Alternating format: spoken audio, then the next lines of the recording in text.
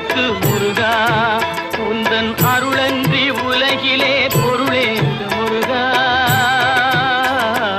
அழகென்ற சொல்லுக்கு முருகா, முருகா, முருகா.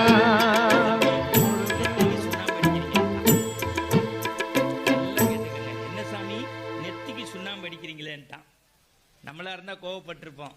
வாரியார் சொன்ன அடுத்த வார்த்தை, இறைவன் குடியிருக்கிற வீடு, கடவுள் குடியிருக்கிற வீட்டுக்கு சுண்ணாம்பு அடிப்பாங்க, குட்டிச்சவர்களுக்கு அடிக்க மாட்டாங்கன்ட்டார்.